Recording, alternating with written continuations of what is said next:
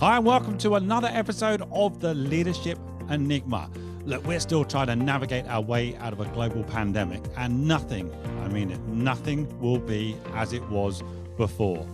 Now, I don't know whether you've seen the Work Trends Index or indeed a recent article by Forbes where they're suggesting that some organizations might have a 44% attrition rate. Well, let's be honest, if you really value your talent, that's catastrophic. So we need some help because there are a number of disruptive trends out there, and individuals and organizations need to understand, how do we attract, how do we retain great talent? So come back to me and join me with Rishon Blumberg, entrepreneur, co-author, and man with many answers, I hope, to my many questions. We'll be back in a second.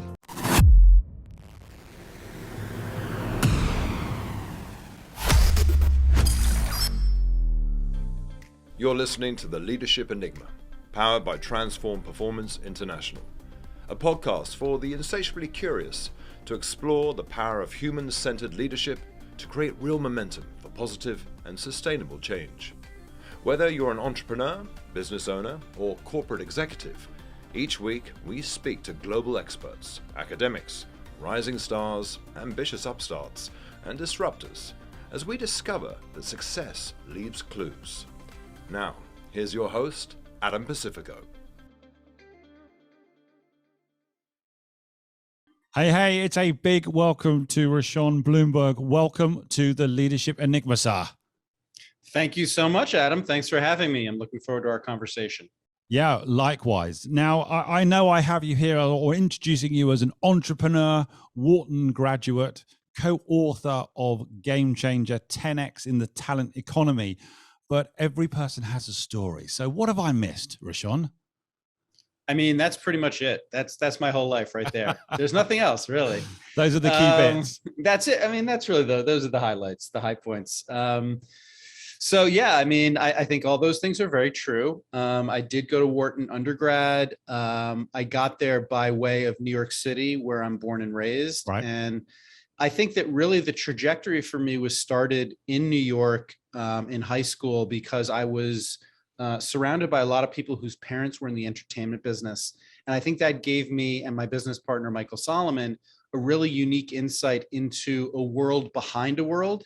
So when I went to Wharton, I actually started working at the concert committee, and I ran the concert committee at the University of Pennsylvania. Right. And that helped to push me in a trajectory as well. So I left school, I started in entertainment.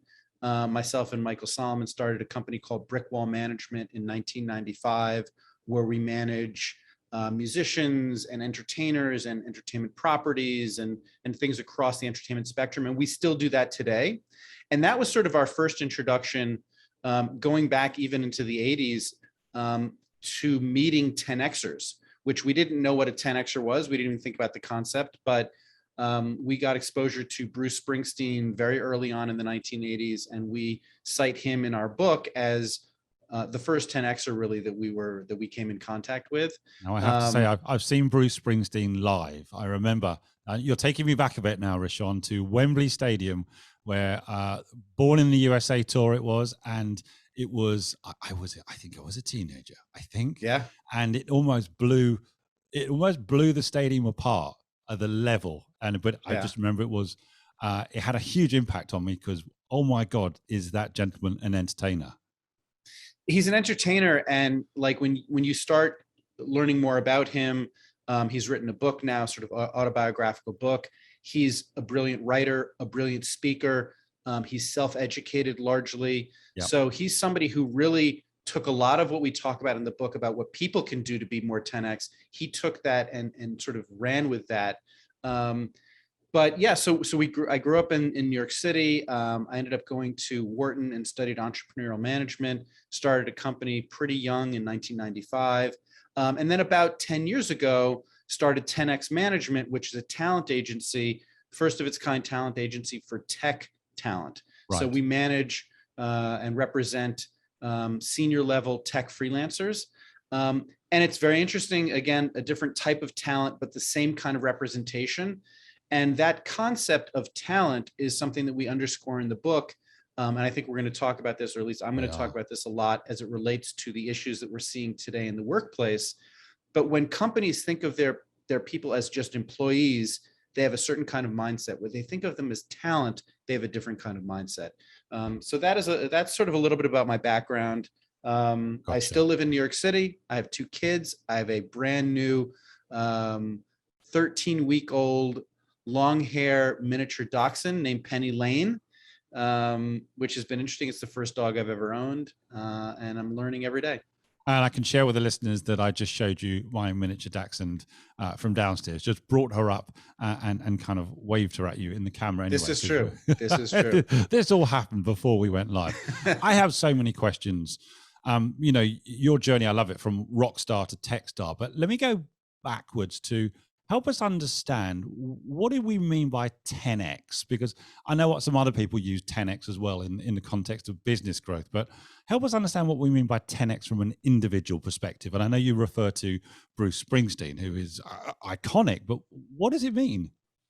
Yeah, I mean, a 10xer in my mind is somebody who is equal parts very high IQ, right? So they've got the mind for computation, for sophistication, but they also have an equally high EQ, the emotional quotient, how we deal with people, how we interrelate with teams, with individuals, with people above us, below us, next to us.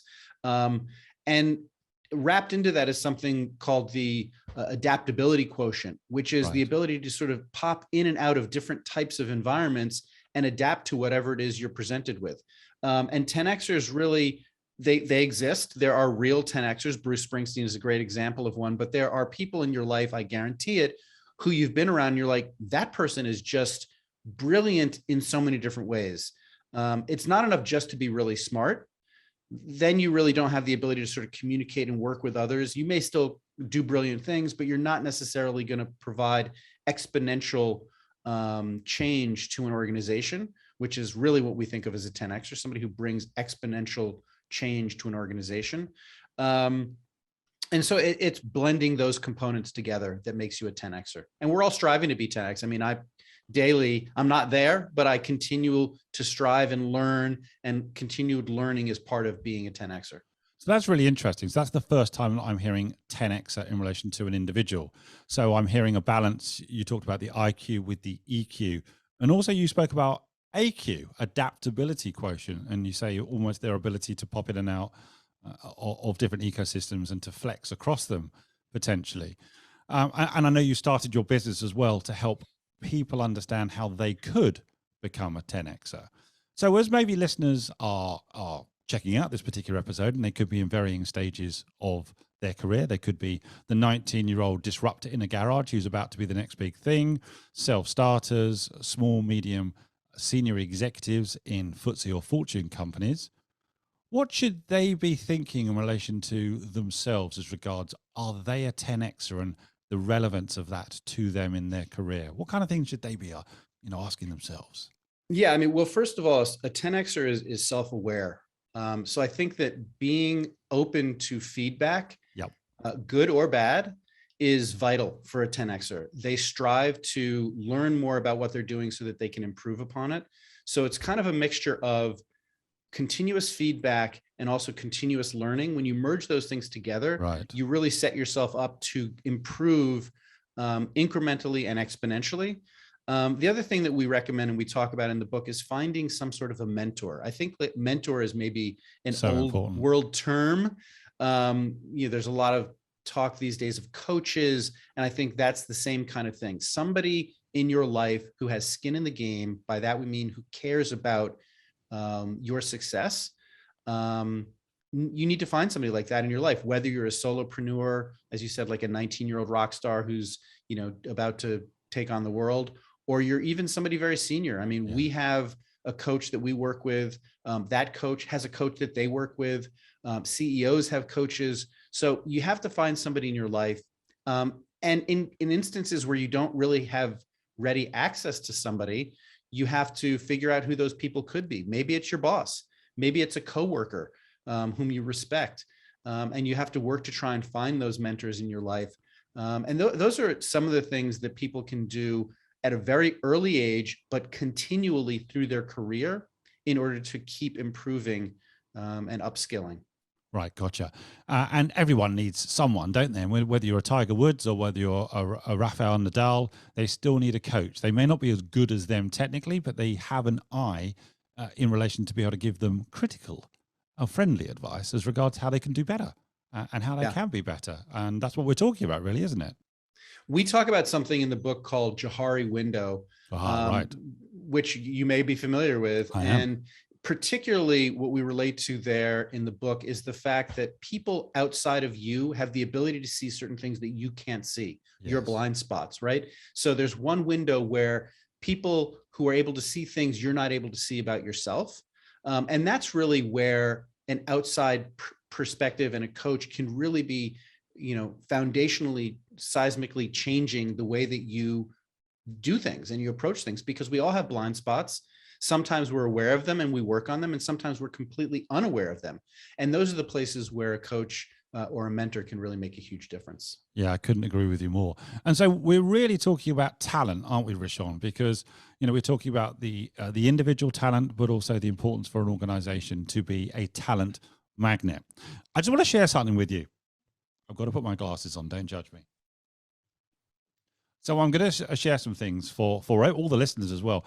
I found these 7 disruptive trends. I just want to share them, Rishon, and then I'm going to ask you to kind of tell us about your definition of talent, perhaps within this context. So 7 disruptive trends that leaders and organizations have got to take into account as we're coming out of, one hopes, a global pandemic. So super high turnover. So far more people than usual will quit, move, and leave. That's the first thing. Secondly, nothing and no one will quite go back to normal. That frightens people for sure. 3, loyalties will shift significantly. 4, home will emerge as the new hub. 5, remote work will move from an emergency or luxury to a necessity.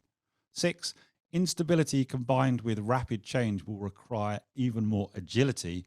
And 7, and finally, a sustainable pace for everyone will become non-negotiable. Now, Rishon, when I saw those 7 trends, I immediately made a note of them because I thought those were incredibly relevant to leaders and organizations.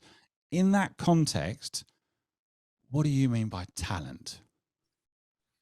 Well, I think using the concept of, say, a LeBron James or whatever famous superstar athlete you want to think about. Yep. When a team wants to attract a LeBron James, they need to come to the table. They need to know what's important to LeBron.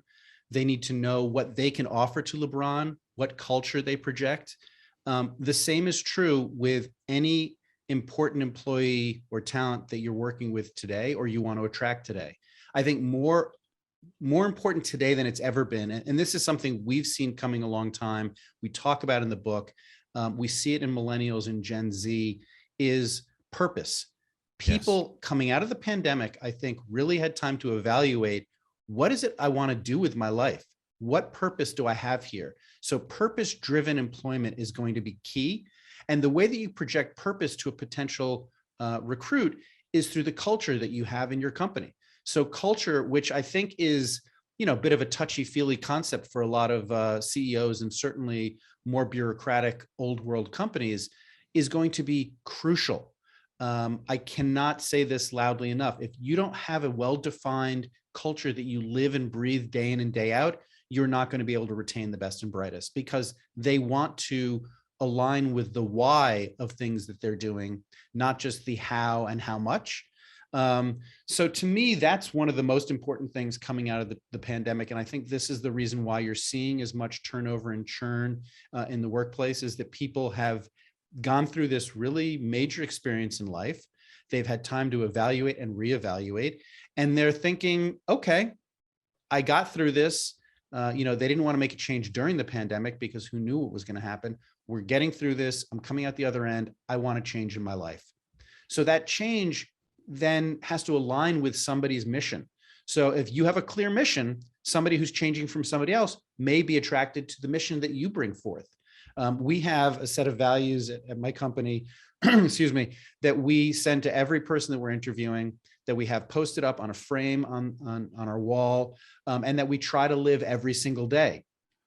And when you have that kind of an environment, it's much easier to retain people because they can connect with what's going on. It's not just the work, it's beyond the work. And then the other thing I just want to mention about talent is bespoke. You have to be bespoke with talent. You can't just you can't give the Chris Paul deal to LeBron James. You got to give the LeBron James deal to LeBron. I'm talking about the NBA a lot. I apologize. I don't know if you're an NBA fan, but I'm a sports fan, so we're doing just fine, but I'm with you. You have to really understand who your candidate is. And I think this is something that companies have gotten wrong for a long time. Facebook and a lot of the FANG companies have these tranches where they place people in certain levels and bands. And I think that's fine. And I understand it. They're employing a lot of people, so they have to sort of place people. But what that really doesn't take into account is what's different and unique about the individual that you're talking to. So I think that for us, it's really about being bespoke and understanding who that individual is. And that starts almost in the pre-interview process. Again, it starts with culture, so you can present what's important to you as an organization, and then find out what's important to that individual. Do the individual's needs and wants match what the organization's goals and culture is about? If so, you probably have a great fit, and hopefully you'll be able to hire that person. But if you're not clear on both of those things, you're sort of coming in a little bit blind. See, Rishon, this is great advice, because I'm with you. I talk a lot about role modeling. You've got to role model the culture. You've got to live the behaviors each and every day. That's so important. You've got to be congruent. We know, don't we, that Gen Y will make up, I think it's 75% of the workforce by 2025. So this is happening now, and people are seeing impact now. But I also see that there are so many challenges because, as you have just said, there's no cookie cutter approach. You've got to define your culture. You've got to live and breathe your culture. But every single person coming through the door is an individual with individual needs and wants. And sometimes sizable organizations that are global, sometimes flat, matrixed, in an environment where people are entering an organization they've never met anyone face to face. Wow, how do you solve that challenge? Yeah, I mean, look, I think that the world that we're living in now, pandemic aside, the pandemic, I think, just hastened certain things. I don't think it's actually changed the way things that were trending already. Remote work, that was almost the reason we wrote the book, actually. Remote work is fundamental now, but a year and a half ago, it was not fundamental, right? So a lot of these things have just been hastened. I'm sorry, I forgot the question you were asking. No, that's all right. I was just saying it's very difficult, isn't it? Because culture is so important. Oh, yes. How do organizations flex it so they're meeting the individual needs, sometimes of a global, a matrixed organization, many of which have never met each other? Yeah. Tough one. So the pandemic, as I said, it hastened a lot of things. We were trending in this direction already. But one thing that the pandemic did, especially with sort of this blended workforce, and I'm going to use blended to mean both a workforce comprised of freelancers and full-time hires, and a workforce comprised of people that may be working in an office or maybe working remotely. The key word for me at the moment is intentionality. The way that you connect with these people, even if you're bringing somebody on who's going to be fully remote, is you have to be very intentional about the interactions. You have to, in some cases, sort of force that water cooler moment. You have to connect with them in ways that are planned more than serendipitous. So intentionality is the way that you overcome a lot of these things. In our office, we have a meeting every Monday. It is a non-agenda meeting. It is not a meeting to talk about business per se. It's a meeting to catch up on how everybody's weekend was, hear about plans for the week or the subsequent weekend, touch on anything personal going on in anybody's life, positive or negative. It's really meant, again, to be that intentional touch point that very often would happen organically on a Monday when you'd come into the office. You'd connect with somebody, you'd pop into somebody's office, you'd have a chat with them. That can't happen anymore. You have to create that happening. So for me, the word intentionality underscores what has to happen in the workplace today and moving forward, and probably will be continuous.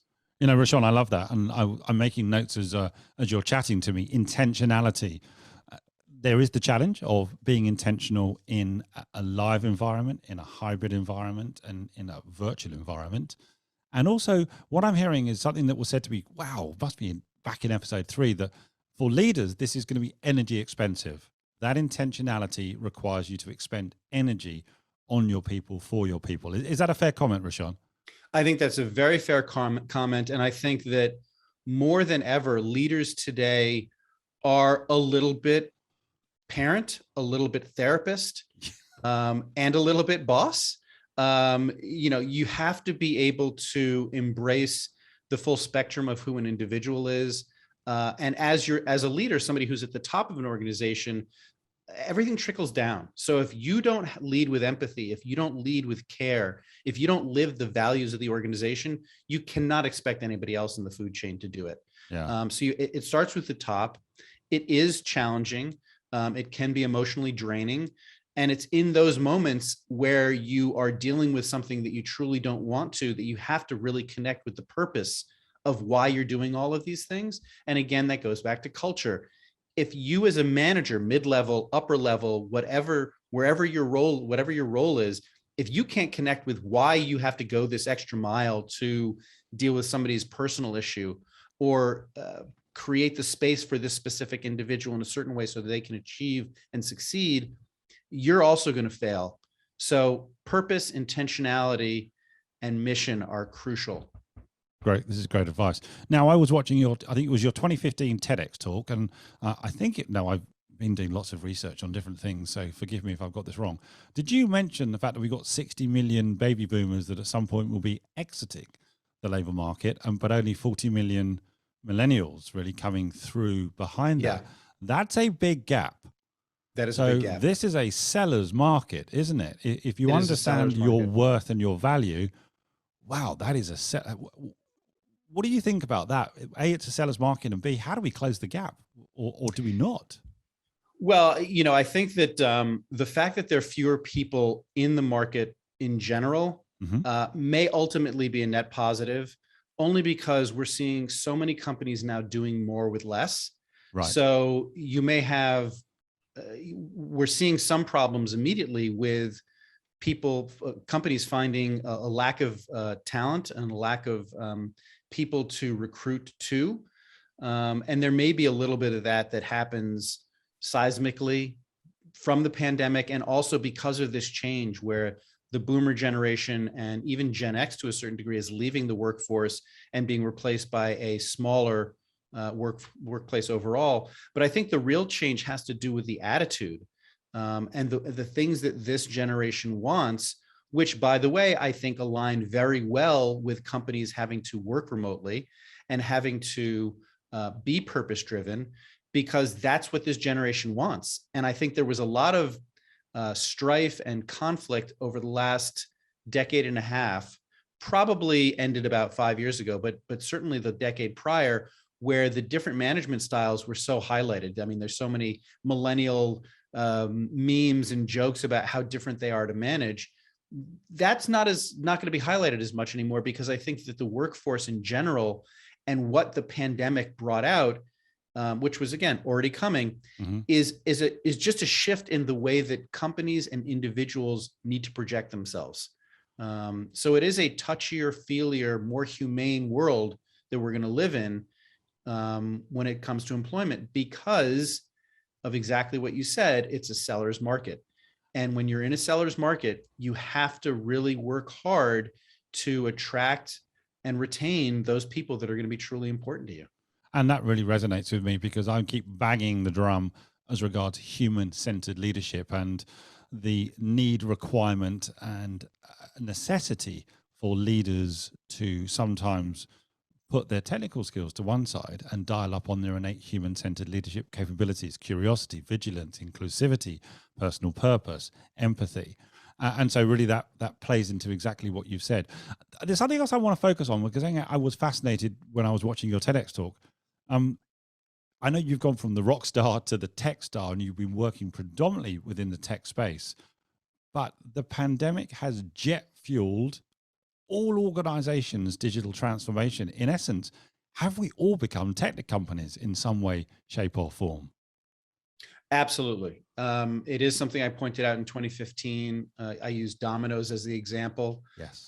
Domino's at the time did, I believe, 50% of their orders, this is 2015, Yeah. through their app and online. I believe they're up to 75% now. Right. So we're seeing a rapid change in digitization. And by the way, pandemics and global issues, whether it's depressions or recessions, they hasten technological advancement.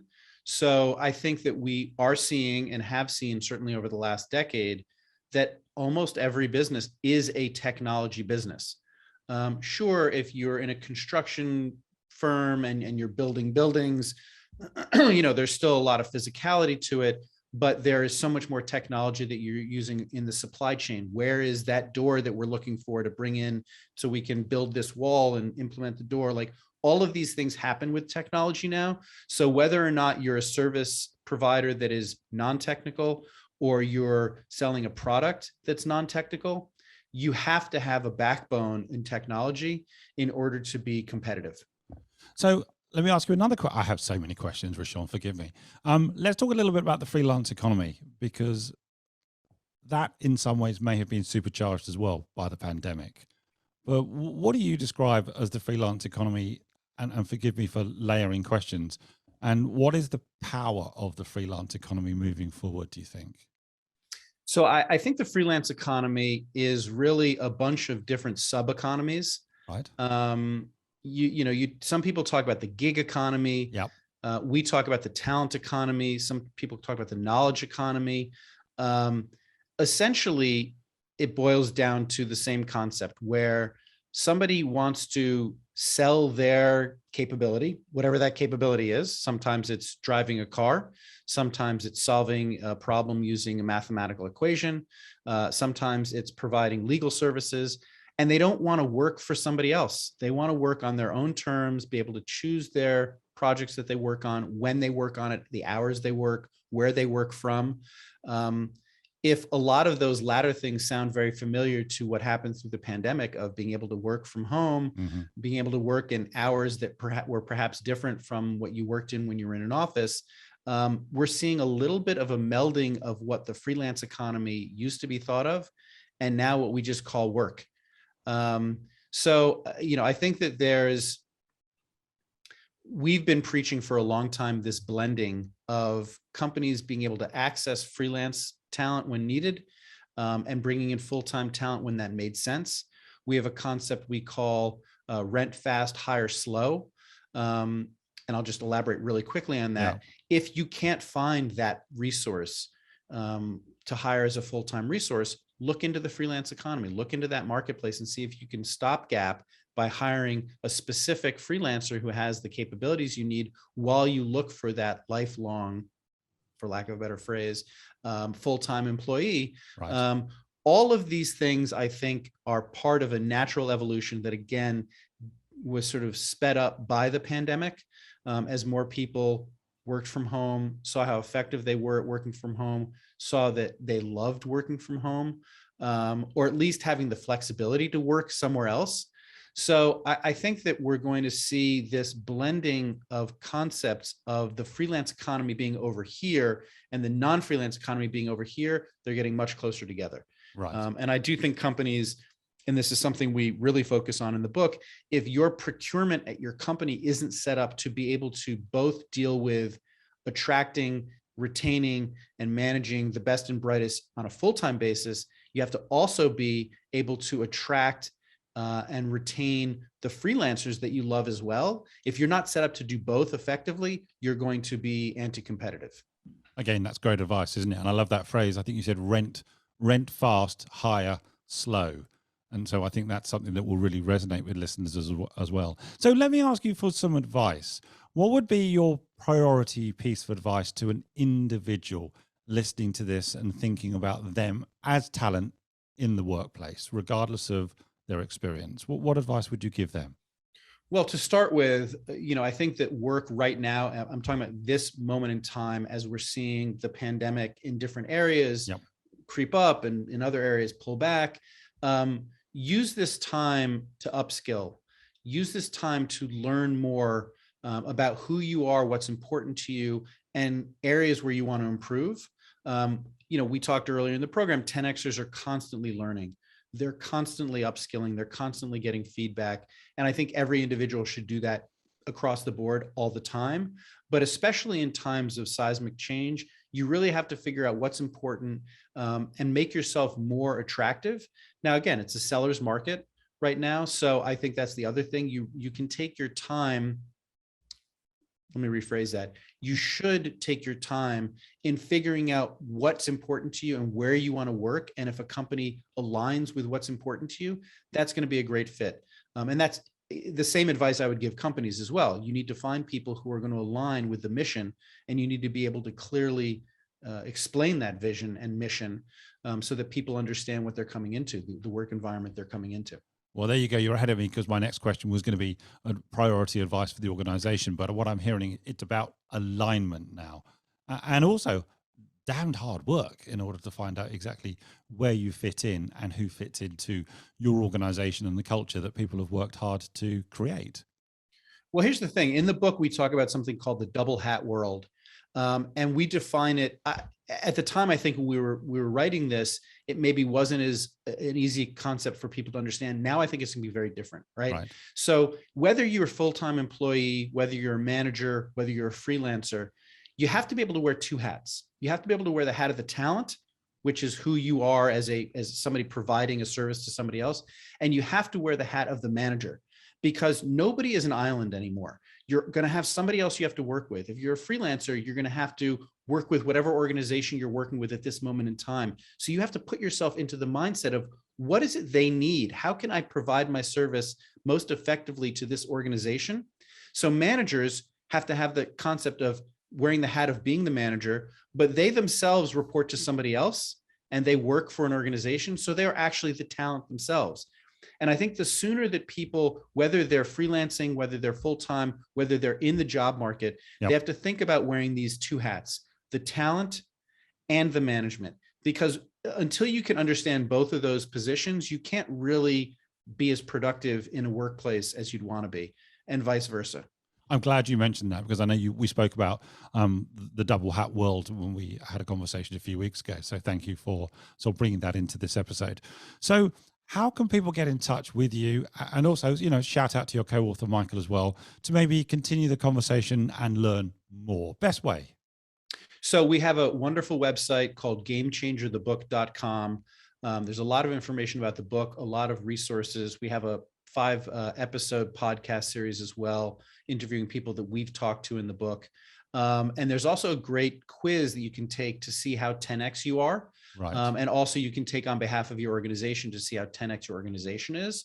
And mine and my co-author and partners information is there, our LinkedIn, our Medium blogs, and a variety of other things. So gamechangerthebook.com. Gamechangerthebook.com. That's absolutely great. Thank you for giving us that, Rishon. So I have a final question for you.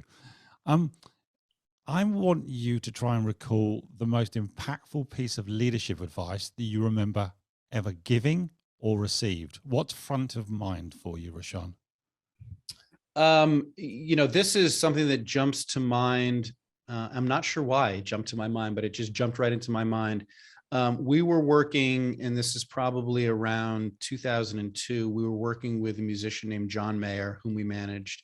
And he was signed to Columbia Records, which is a division of Sony Music. Right. And the CEO of Columbia Records was kind of a legendary music guy, a guy named Donnie Einer.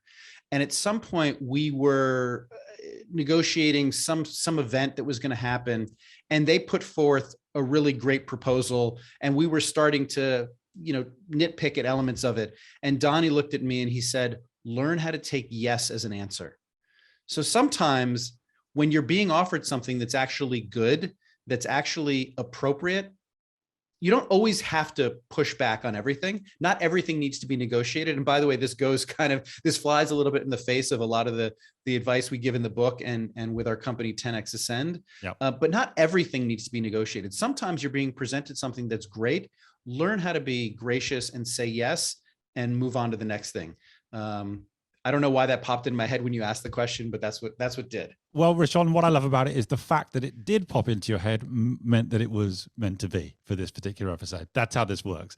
Listen, you've been an absolute rock star, tech star, you name it, for being part of the Leadership Enigma. I hope you've enjoyed it. I have indeed. Thank you so much for having me, Adam. And maybe we'll get a chance to chat again when we're out of this pesky pandemic. And maybe we're into a new era or way of working. Who knows what's coming over the horizon? But Rishon, many thanks. You've been an absolute superstar for being a guest on the Leadership Enigma. I'm grateful to you. Join us again next week for more tips and strategies on the Leadership Enigma. We'd love to hear your comments on today's show, as well as suggestions for future topics and guests. Get in touch with your host on LinkedIn or visit the dedicated website, www.leadersenigma.com. powered by Transform Performance International, where you can access our exclusive learning, including books, videos, bonus content, assessments, and more. Please don't forget to rate, review, and subscribe on all your major podcast platforms. Thanks for listening.